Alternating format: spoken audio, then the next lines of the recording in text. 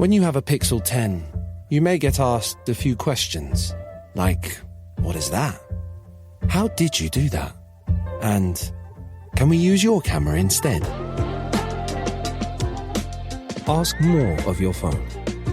Google Pixel 10.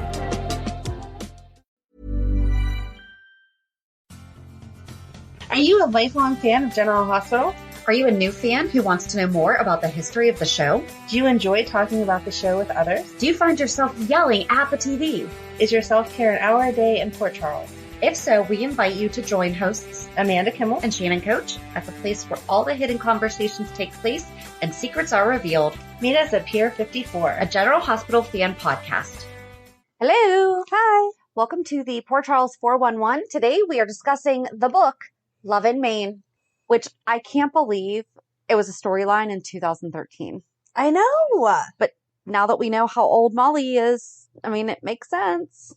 It was a really good book. It was. But no, not for a child, young adult to write. Well, so let's give a background on the storyline first. Okay.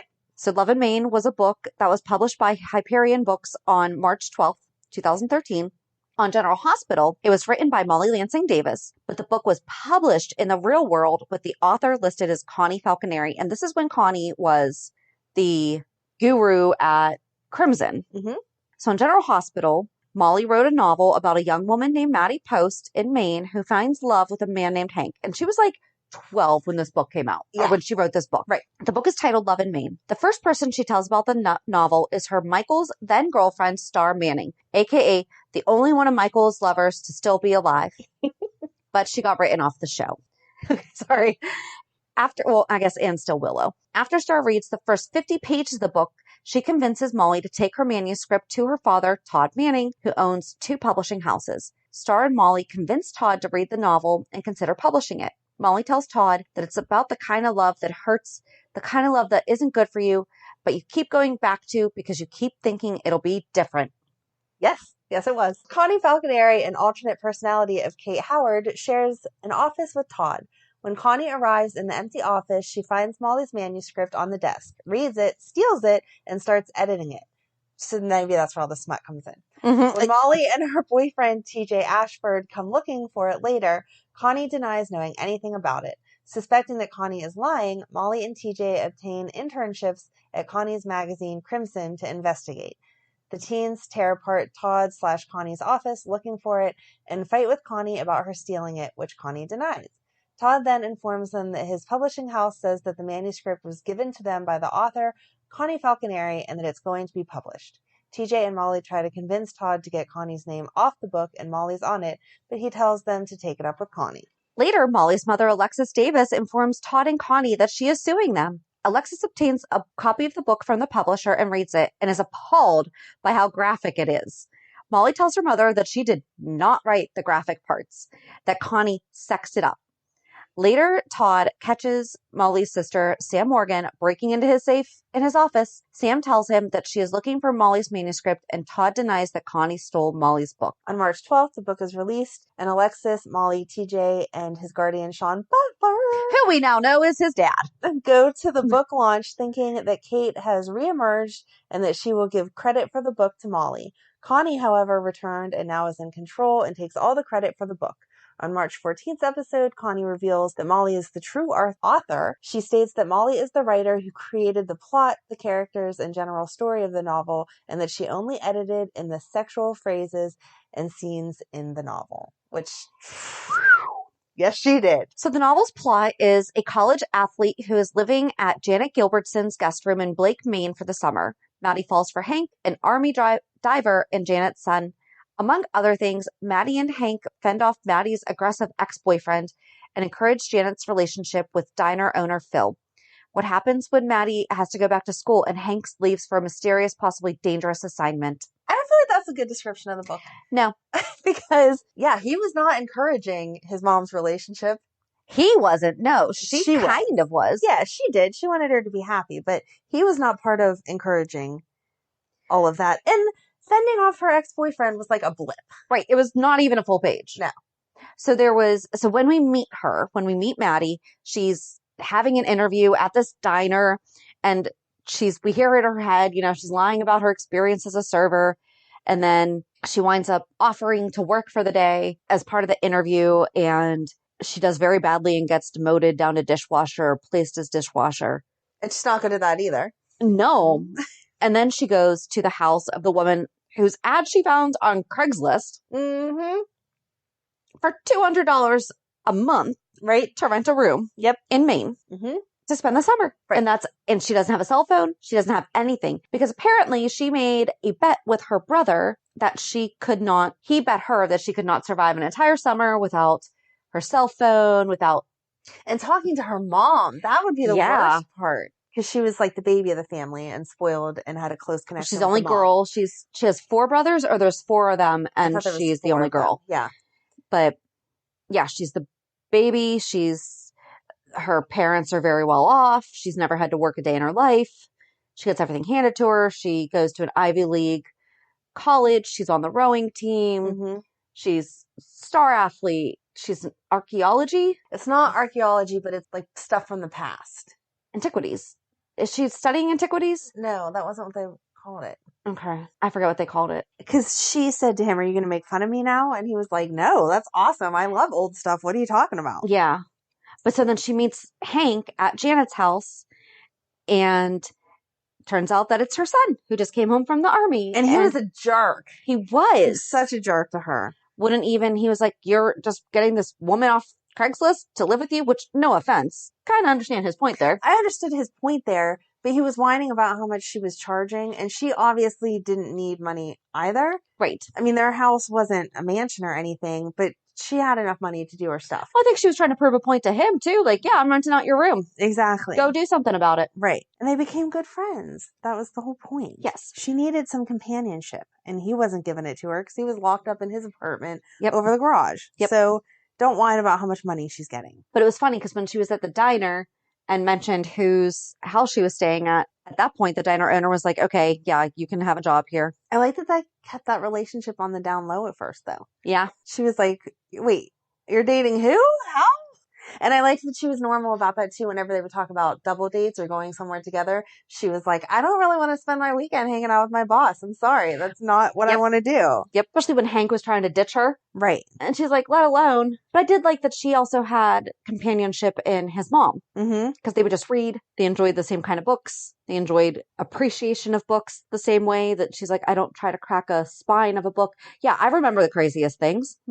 Yes, yes. Who started flirting with who first? She did. Yeah. Absolutely. The little things too, like she wasn't going to mess up the book, and he made her lunch the one day when they went camping, and she was like, "Oh, what's the secret ingredient for your food?" It was very, very sexed up though. Like, Connie must have done a lot of rewriting there. Yes. Because there was not a scene that you weren't feeling that sexual tension. Nope. Yeah, so she was totally trying, because she caught him looking at her. Yeah. And she's like, okay, he likes what he sees. So then she made sure that he saw what he was looking at. I like that he commented on her matching undies. When was that? The first time that they hooked up. You were like so far ahead. We were still in the kitchen from their first I don't meeting. care. I'm just telling you the stuff that I liked. I liked that he noticed the little things.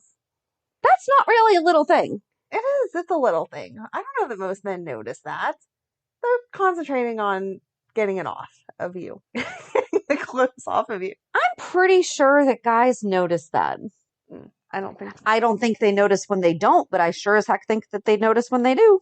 When you wear something like that, you are wearing it for a reason. She said that she wasn't wearing it for a reason. Oh, yeah, she was. Just wears it all the time. No. Maybe if you have enough money, that's all you have is matching sets. Oh, See? possibly. I thought she was saying, I didn't think she was serious when she said no. Oh, so I thought she was being coy. No, I thought that it was like high end. That's what you do all the time. No, I was just like, of course she did. We need some fancier friends than us to ask them if they're wrong. I really don't care about it. That's I just wondered. But so eventually they wind up going on a camping trip together. Well, no, she kissed him. I'm sorry. I was ahead. I was thinking of the things I liked of him because he was such a jerk in the beginning. It took me a while to get there because she was smitten all like this. Oh yeah, but first she day. was playing hard to get. She was playing hard to get. But she called him out on being a jerk. Mm-hmm. And then she kissed him.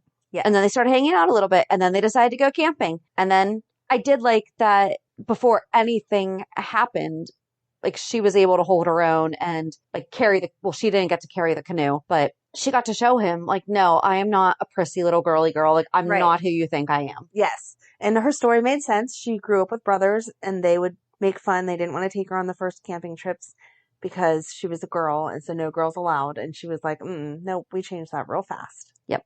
What did they say? The no girls on camp or no girls camp something. trip. It was like not a full sentence. But when he was like, do you know how to take care of a fish after you caught it? Like prepare a fish. And she's like, yep, no girls here or something like that.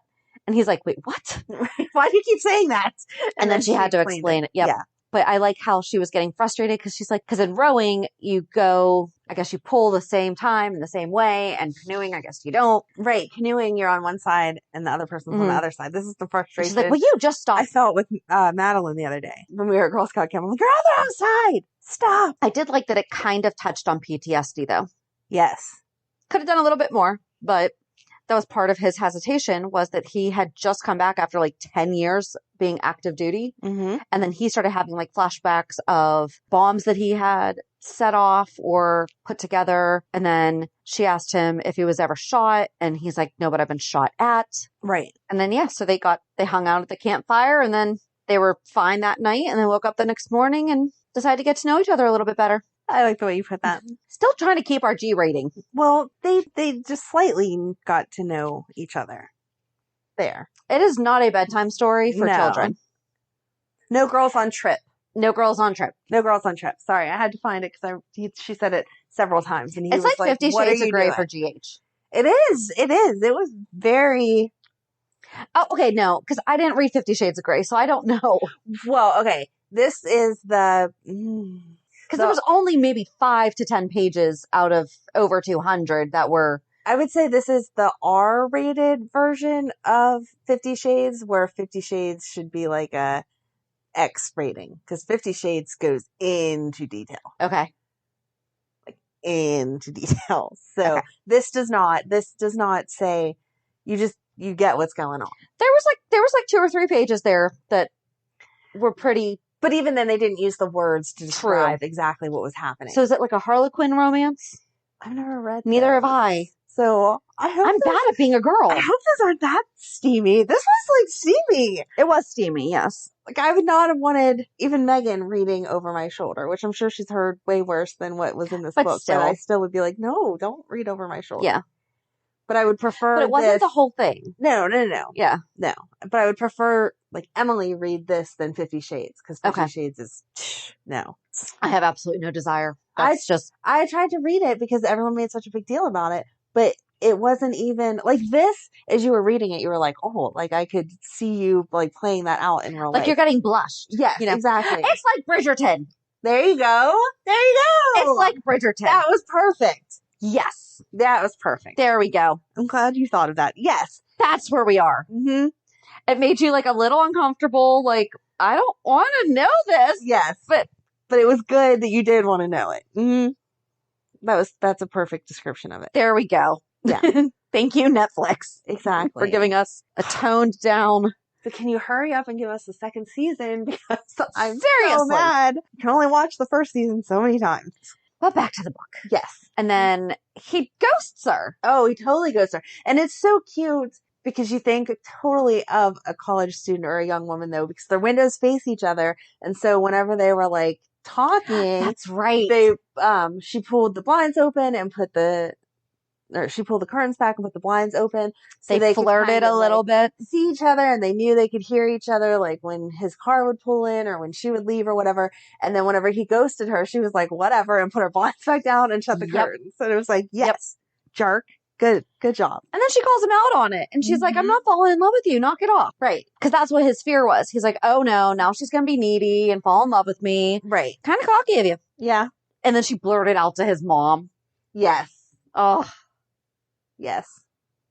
But the mom was trying to set them up. They went to the movies and she kept inviting them for dinner and whatever. So the mom was happy that they got there eventually. Yes. I agree. Well, and then what happened? Yeah. So like they were hanging out. She was frustrated. So she went for a run and she ended up at like a dead end and somebody came out of the driveway and was like, it turned out to be somebody that she knew from college. And then they mentioned her ex being around, and she was like, no, we're done. And he said, that's not the way he makes it sound. You're just on a temporary break. And she said no. And that was whenever the real feelings came out then. She saw them later on 4th of July weekend. Oh, geez, 4th of July weekend is whenever everything happened. So 4th of July weekend, they're watching the parade. And he finally held her hand in public. Held her hand. And whenever the jerky ex-boyfriend came up and said something nasty to her, he like called her honey or baby or something before he punched out the other guy. Yep. And then he was like, I'm going to take her home. Like, she needs to be away from this. And he called her honey or something there then. And then they went back to his house and made their own fireworks because it was the 4th of July. And that was how the relationship really started. Oh, jeez. It didn't occur to you. Didn't occur to me at all that it was the 4th of July. I mean, I know that it was the 4th of July, but it did not compute. Yep. Stuck out in my head. With you. Of course it did. July. They made their own fireworks. And then they made lots of fireworks afterwards, like every day for the next. And then summer was coming to an end, and they start getting paranoid about the fact that it's all coming to the end. And so they decide to take a fancy trip to Boston and stay at a $10,000 a night. That was insane. Room First of all, at the Ritz-Carlton. You never knew that he had any money. Nope. You just assumed that he came home from the army and was living over his mom's garage because he didn't have a lot of money saved up and he was using that time to decompress before he got back out in the world. Right. Totally made sense. And she's looking at the one suite and she's like, I only have $5,000 saved and this is going to be like $3,000 something. Well, it was her first time seeing what the actual price was too. Right, because they comped everything. Yes. Yep. And she had to struggle with that. Should she call and get them comped or should she pay for it herself? So she was like, yeah, we can't stay in the $3,000 room. That's too much. And then he looked at the more expensive one and was like, I want to see you laying on that bed, and said, go ahead and book it for $10,000 for the weekend. That's crazy. That's insane. I have so many other things I could do with that money. Oh, my mind went to, if you're going to spend that much on her, why wouldn't you just buy her a ring that costs that much? But okay. That's what I would have spent the $10,000 on. But, or there's that. I mean, whatever. And so then they're in the hotel and she meets some fancy pants people that she knows from her dad. Yep. And it turns out that the dad knows the boyfriend because he developed something for scuba diving. Like some kind of fiber optic thingy. Yeah, equipment or something like that. Yeah. And so then she's like, oh, okay, and he gets her into the library because she can't get into where she wants to go to for the library. And he gets her in for that, which was sweet. Because she wanted to go see a book. Mm-hmm. So that was sweet. And then it was the end of summer. Right. And she said, no, do not take me back to the train station. I'm going to get the train here and go home. We're saying goodbye here. Yep. And she called him out on his stuff then. She was like, when you figure out why it is that you think you can't have me, come get me. Yep. See you later. Yep. And she went and got on the train. And then he worked on himself and he got himself some therapy and got himself to be okay to deserve her on his own without her having to make any ultimatums or anything. Although I guess that kind of was an ultimatum. Yeah. It was, but in the meantime, she was like, by the way, not waiting around. Yeah. If you want me, you know where to find me. And you got to put in the work. Yep. Meanwhile, she totally waited for him. Of course she But did. he didn't know that. No, but of course, after a love like that, oh my gosh, of course she's waiting for him. Not everyone makes you feel that blushing butterfly-y as this man did for her. After 3 months, though, call me when it's 3 years later and let me know how they still are. Okay. Because I doubt that it's still that way. Although she did say, well, because then his parents, that was the thing. His parents were alcoholics and his dad had actually died because he drove his car into a tree and his mom was recovering and she was sober. So she didn't keep alcohol in the house. But I did like the fact that his mom did not give him crap for having beer in his place. Right. And I liked that Maddie knew right away she could drink. She didn't put anything in the fridge and tempt her at all. She was respectful of that. They didn't even ask that, but she was like, nope, I'm not going to do that to you. Absolutely. But when they went out to dinner, she got beer. Right. Yeah. Or I liked that. At his apartment. Yep. But so she had grown up where I guess her parents still loved each other and all that fun stuff. And he came from a broken home. And that's difficult to understand actual love. Right. Till he found her. And then he worked on himself. He sent her a coin, like a super, super rare coin for Christmas. So she's at home with her parents and so she cries to her mom first, like when she gets home and is like, that was one of my favorite parts. As they're leaving, meeting that fancy couple, she says to him, oh, I'm sure that lady's calling my mom. And he's like, what? And she's like, never mind, it doesn't matter. So whenever she's crying to her mom, the mom first is like, it's not that jerky ex-boyfriend, right? And she's like, no, not him. And the mom instantly is like, well, was it that hot guy you were at the hotel with? Because I know all about that. Yep. That was funny. But so she, was like, so she goes back to her house, her brother. Oh, and that was the other thing. Her brother had come to visit her too. Mm-hmm. And Hank saw her outside saying goodbye to him and got all jealous because he thought that it was somebody else. Yep. And it wasn't. It's just her brother. And so she gets back to her home, and the brother had offered her $50,000 for this bet. $50,000. But she wasn't going to keep it for herself. She was going to donate it to her favorite charity. Yep. And she wound up donating it for vets to get the care that they need for our veterans. Cute. Yep. Such a good idea. And so for Christmas, Hank sent her this coin that was some ancient Greek coin thing, whatever. But I guess that her dad also really liked that stuff. Oh, okay. And so they went into the study, and he's like, someone must know you really well to know how much you would appreciate this. And so then, she had sent him a couple $1,000 watch. I want to say it was Swiss Army. I could be totally wrong, but basically it was like a really, really, really good diver's watch. Oh, when she left, she had left the box at his apartment, and it was all wrapped and everything. And she had said that she had forgotten her brush. And so she went back to get it, but she was actually putting this present down, and it was like a $4,000 watch, but it was like a good diving watch or whatever. Was that whenever she was talking, she'd said about she wanted to go so many like how many fathoms or whatever. Yeah. And he was like, you're confusing sailing and whatever. That was cute too. I liked, he said to her, it makes me think of us sometimes. How can you be so smart and be so dumb too? And it was like, yeah, that's how it goes. That happens. But then she got upset that he was still not responding to her or something. And so she was moved back into school with her roommates and everything. And she was like, you know what? Let's go out. And so they get all dolled up. They all go out. She's like, I'm bringing someone home. And she does. But the guy was actually respectful of her and just put her to bed, clothed. And he fell asleep on the floor just to make sure that she was okay. And so then they were talking the next morning, whatever. And then as he was leaving, she opens up the door, and there's Hank. Or no, he wasn't leaving yet. Sorry. There was a knock on the door. She goes to answer it. It's Hank. And then this other guy was like, wait, what? And leaves. And that's when he realized, he's like, yeah, she's spoken for. So then he tells her about how he wants to take her away for the weekend, whatever. As they're driving up, he's like, I have a ring for you, blah, blah, blah, blah, blah. And he winds up taking her up to this cabin. And then he actually does propose to her. Like, I think that she thought that he was totally joking. Mm-hmm. He proposes to her. And then they spent the whole weekend in bed. And then they were trying to figure out how. So she was getting an internship in Greece. I think it was Greece. And then he was going to have to go out for some job or whatever. And they both wind up just talking about how are they going to make it work? And they're like, we'll make it work. It's not going to be an issue. So then the last chapter is you hear some guy is screaming, I don't care who she thinks she is. I'm working, blah, blah, blah, blah, blah. I've been doing this for however long. She must be a real piece of work if she can just demand. And then Maddie opens up the door, and it's her. And so they both were whining. She was getting the internship to do this project that he was also bidding for. I don't know if he was bidding for it or whatever, but he was getting called up for this project that she was on the other side of the team for. And so that's how it ends. But I didn't know there was a second one at the very end. Yeah.